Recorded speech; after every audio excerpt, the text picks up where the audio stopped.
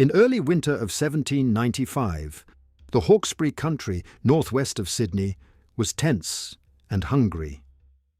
Farms at Richmond Hill were new and fragile, fenced across Aboriginal pathways and food grounds.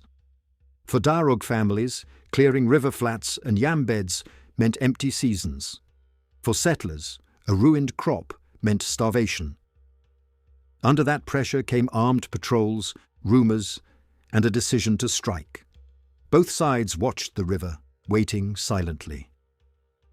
Richmond Hill was less a single battlefield than a frontier zone of ridges, creeks, and scattered huts between the Hawkesbury and the Nepean.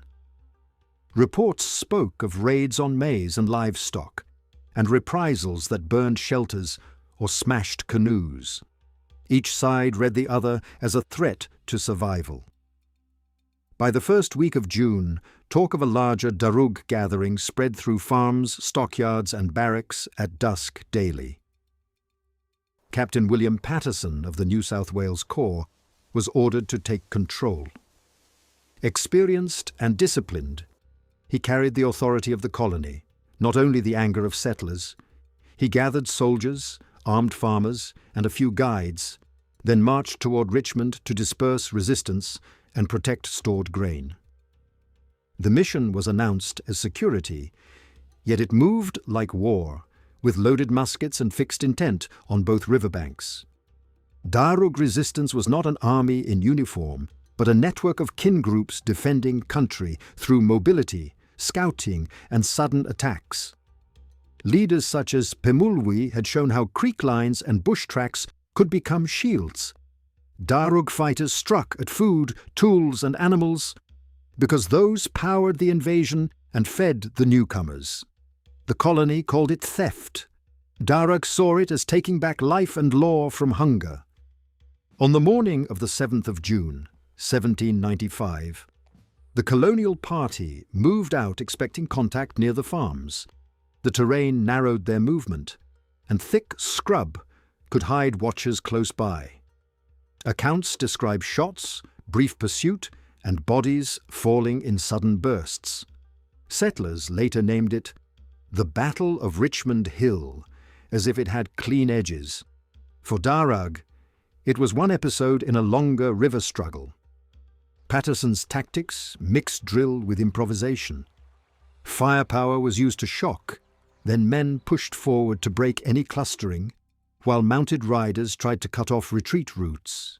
The aim was not to hold ground, but to scatter opponents and prove that crops would be defended. In such operations, the line between fighter and bystander blurred, because families moved together. Punishment was meant to travel through stories faster than bullets. After the fighting, colonial records stressed restored order and saved crops. Yet the same notes reveal anxiety. Guards were doubled, muskets cleaned, and families slept close to weapons. For Darug communities, the loss was immediate and layered. Dead relatives, disturbed gathering places, and renewed pressure on remaining food.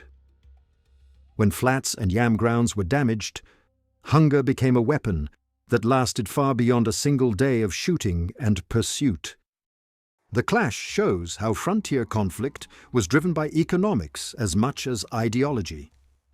Grain fields, maize, and access to the river were the settlement's lifeline, built on land taken without consent.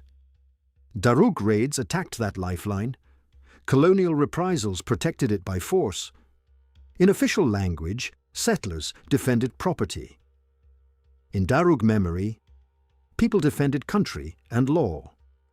Two logics collided on the same ridge, each calling the other illegitimate openly.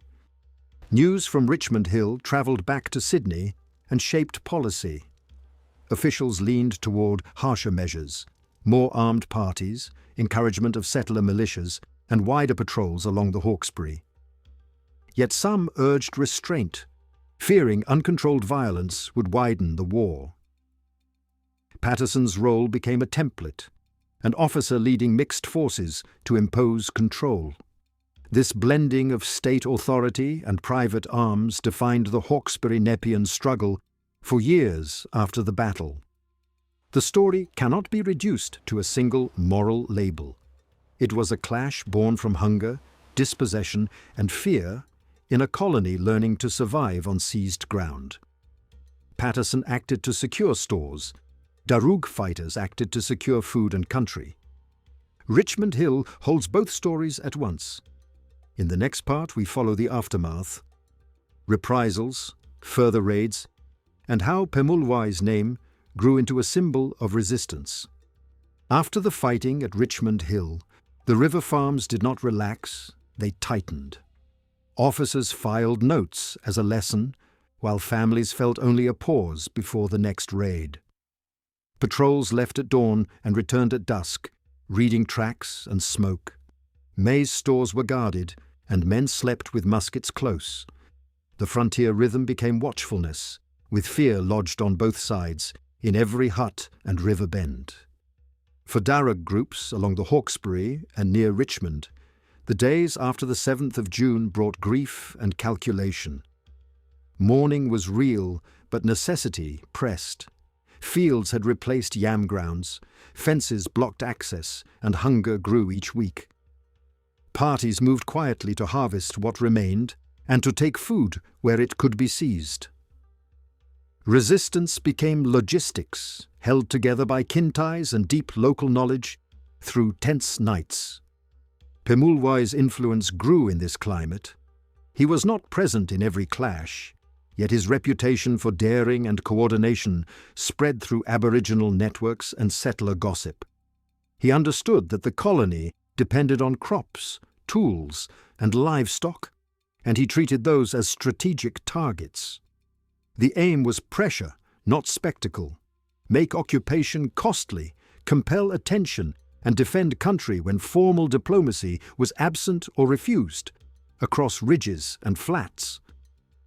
Colonial authorities answered with policy mixed with violence. Some voices urged restraint, yet orders in the paddocks rewarded pursuit. Parties of soldiers and armed settlers searched camps, seized spears, and burned shelters. Such actions were justified as prevention, but they widened the war. When families are punished for raids, more families learn to fight. Each reprisal created new grudges, and each new grudge became a reason to strike again tomorrow. The Hawkesbury-Nepean conflict was shaped by geography.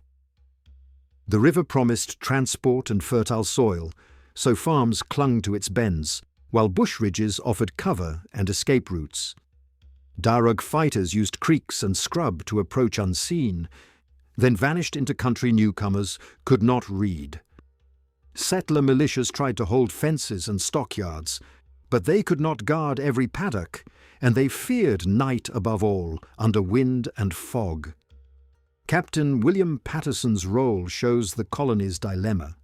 As a commander, he often sought discipline, yet his forces included civilians driven by panic and vengeance. After Richmond Hill, he backed tighter escorts, coordinated marches, and cleared chains of command, to curb uncontrolled killings that could ignite wider uprising. Still, the mission remained protection of agricultural expansion, and that expansion was the injury. Command could shape methods, not erase the cause. Food was the central battlefield. Settlers planted maize and wheat and expected harvest. Darug families relied on diverse seasonal foods, including yam beds and river resources. Clearing, grazing, and fencing shattered that system. When Darug parties took corn, it was labeled theft, yet it served as replacement nutrition on stolen ground. When settlers retaliated, they defended property and also defended a new economy built on dispossession and force and intimidation. Sources from the time are uneven, and later retellings can simplify. Official reports foreground settler danger and often blur Aboriginal losses.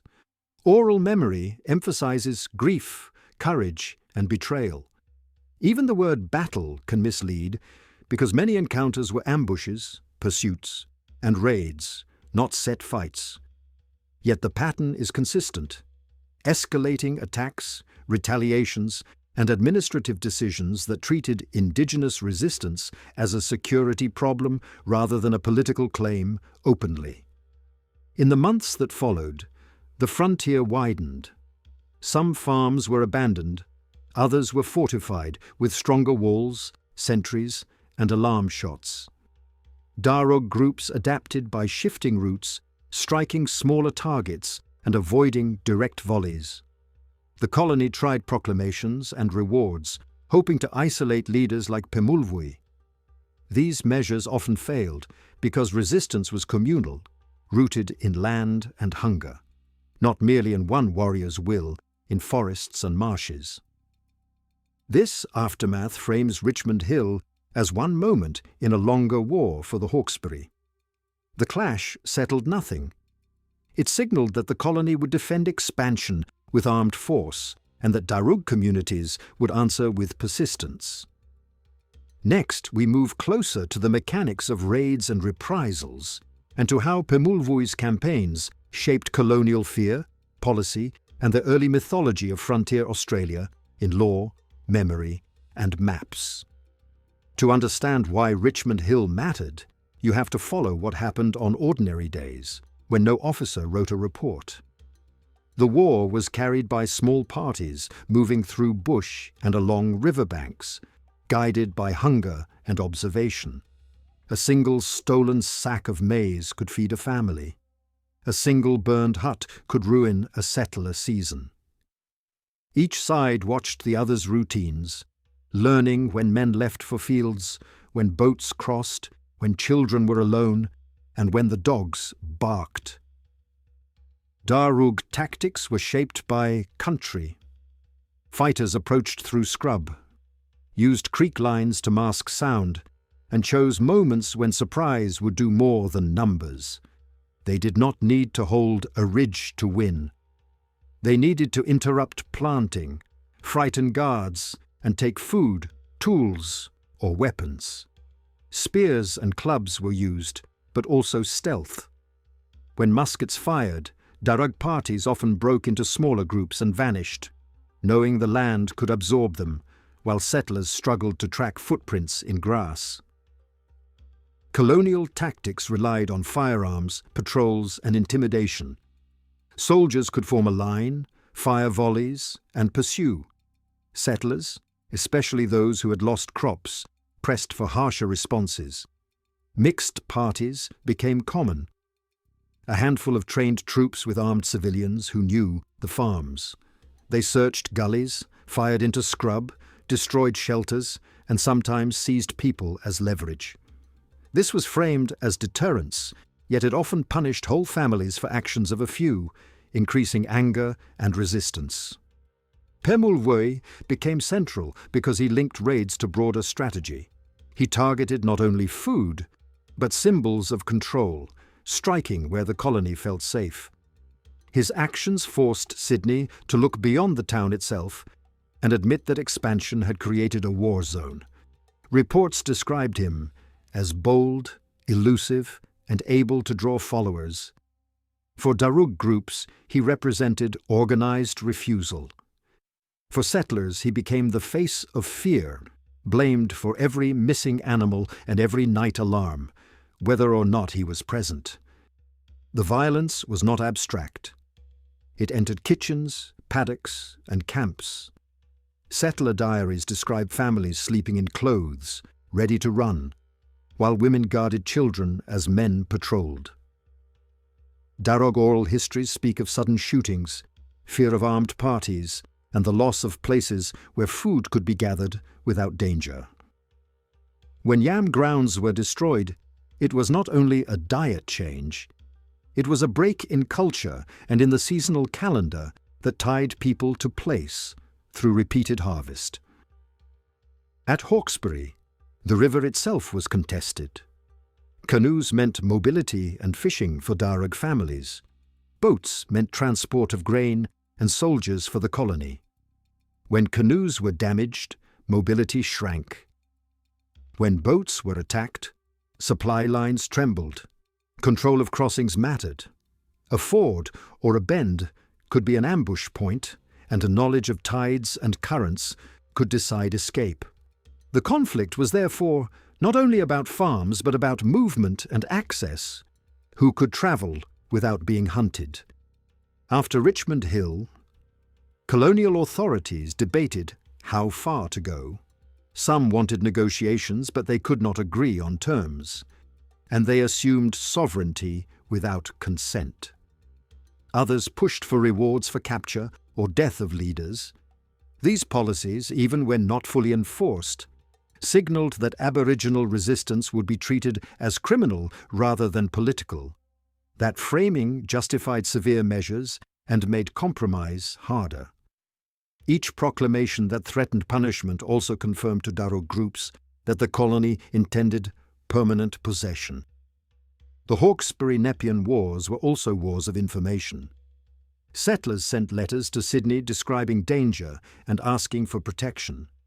Officers reported numbers and outcomes to superiors. Aboriginal groups shared warnings through kin networks, smoke and runners. Rumours became weapons. A story of a large gathering could empty farms.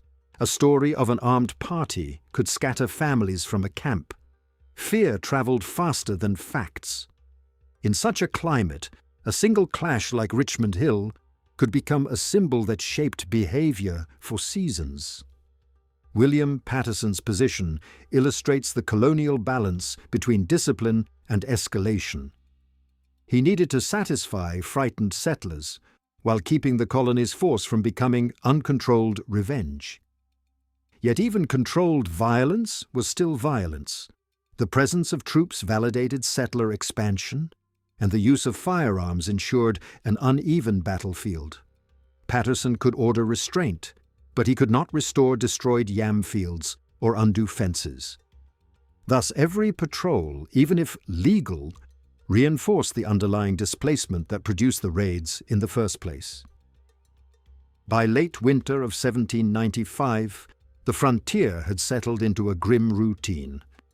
Darug parties continued to seek food and strike targets of opportunity. Settlers continued to fortify and retaliate. Officials continued to harden policy. The battle name Richmond Hill became a reference point, a warning used to justify more weapons and more land claims. In the next part, we follow the conflict's escalation and the growing colonial obsession with Pemulwuy, including attempts to capture him and the wider consequences for Darug communities. After Richmond Hill, the colony's attention narrowed onto one name, Pemulwuy. Settlers repeated it in petitions, officers in dispatches, and frightened families in whispers at night. He stood for a pattern they could not control, because raids came from knowledge of country and from hunger, not from a single order. Still, the government wanted a single target, a leader to capture and display, so settlers felt justice distant and weak. In Sydney, officials weighed proclamations and rewards, trying to turn frontier fear into policy. They spoke of protecting farms and keeping order, yet their tools were muskets, patrols, and the promise of payment for information. This approach treated resistance as crime, not war. It encouraged settlers to act as deputies, and it encouraged Aboriginal groups to see every negotiation as a trap set for them, with no neutral ground left. Along the Hawkesbury, mixed parties of soldiers and armed settlers moved out more often, sometimes at first light, sometimes after an alarm shot. They searched ridges, creeks, and known camping grounds, aiming to break networks of support. When they burned shelters or seized canoes, they disrupted daily life. When they fired into scrub, they killed without names, and fear grew wider. Many carried torches, and footsteps announced danger before dawn. Darug's strategy adapted.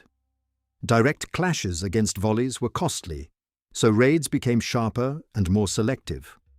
Small groups watched fences, waited for isolated men, and struck where stores were least guarded. They took maize, tools, and sometimes muskets, because firearms shifted the balance. They also avoided predictable routes, spreading risk across many paths. Survival demanded flexibility, and the river country offered countless hiding places at dusk under cold river mist. The frontier's violence was also psychological. Settlers built stronger stockades, kept dogs, and organized night watches, but sleep remained thin. Every rustle in the reeds sounded like an approach. For Darug families, every distant hoofbeat sounded like a hunting party. Children learned silence early.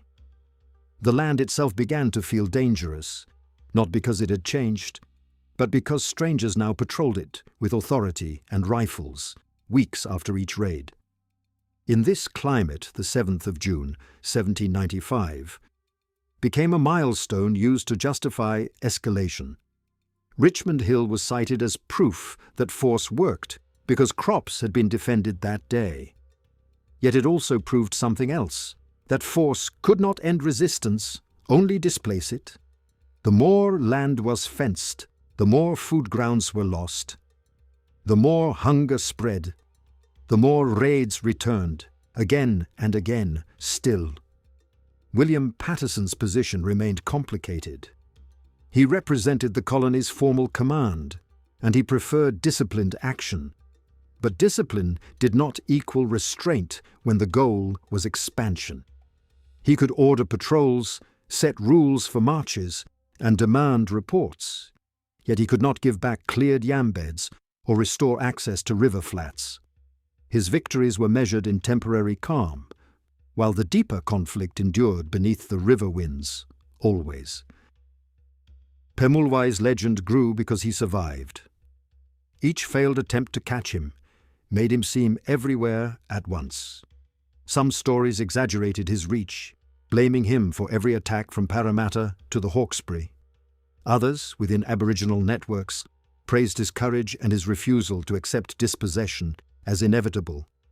In both versions, he became a symbol for settlers, of danger, for Darug, of dignity and belonging on land through song, story. By the end of winter, 1795, the frontier looked less like a line and more like a wound that would not close. Farms expanded in clusters guarded by guns. Darug groups shifted, regrouped, and returned. Officials drafted measures that hardened conflict into routine. The war was not declared, but it was lived daily. People died in skirmishes, in reprisals, and in the exhaustion of hunger, exposure, and displacement together. This part ends with the truth that Richmond Hill did not finish a story. It opened a longer chapter of pursuit, retaliation, and memory. The Hawkesbury-Nepean wars were driven by food, land, and sovereignty, and the struggle shaped early New South Wales as well. In the final part, we trace how the conflict was recorded, how voices were lost, and how its legacy remains contested in places, families, and archives. In the wake of Richmond Hill, the colony wrote its own story first, because pens sat in offices while grief sat in camps. Dispatches and petitions framed the Hawkesbury as a problem of stolen grain and dangerous natives, and they praised armed protection as necessity.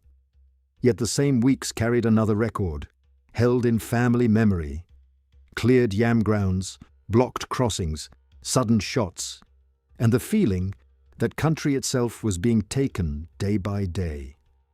What survives in archives is shaped by power.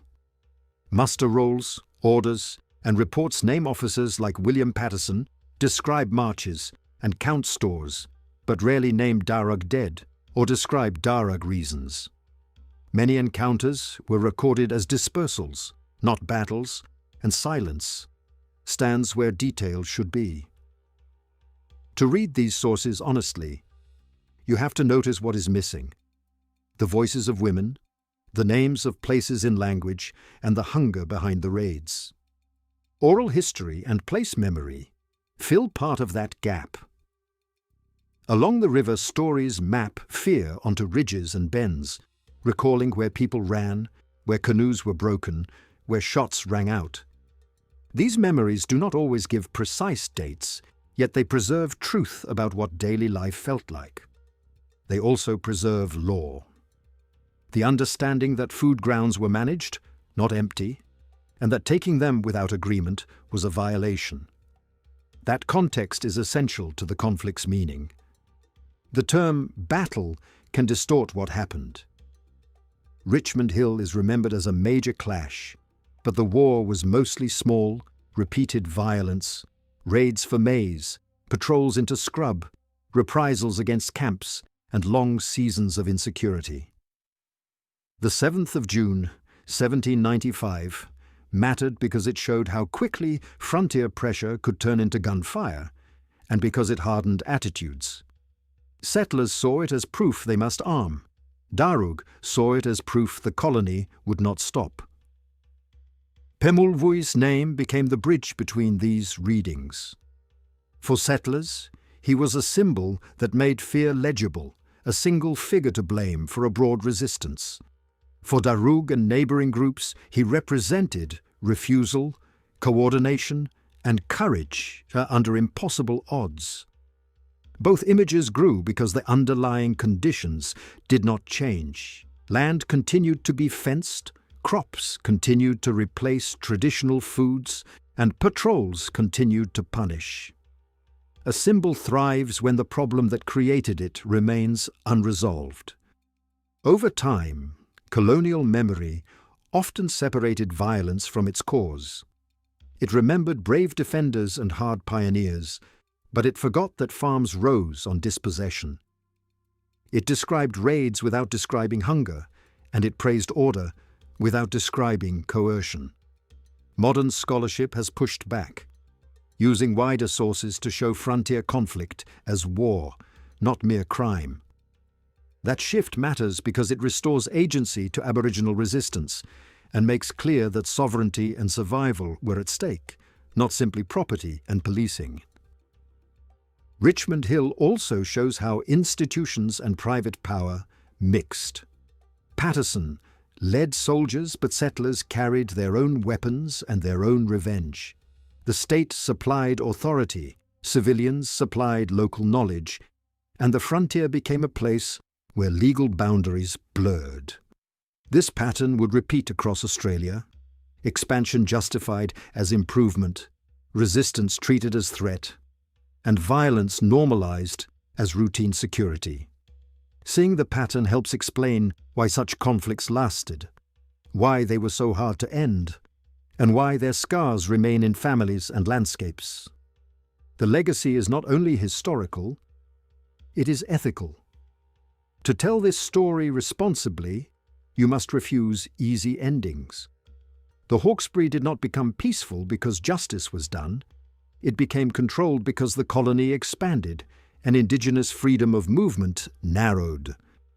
Many Darug people survived, adapted, and kept identity through kinship, language revival, and connection to country, despite immense loss.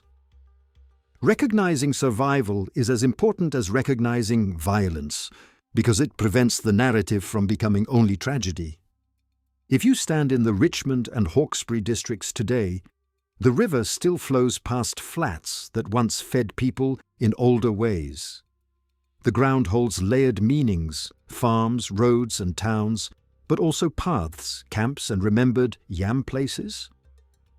A documentary can show maps and dates, yet it should also show that the land is a witness. Richmond Hill is not only a page in colonial records, it is part of a lived Darug history, continuing in community work and remembrance. So the final truth is simple and hard. The Battle of Richmond Hill on the 7th of June, 1795, was a clash over food and country inside a larger frontier war. Paterson's men fought to secure crops. Darug groups fought to defend life, law, and survival on their land. The conflict's record is uneven, its memory contested, and its consequences still present. To understand early New South Wales, you must see both sides clearly and keep them together without excuses.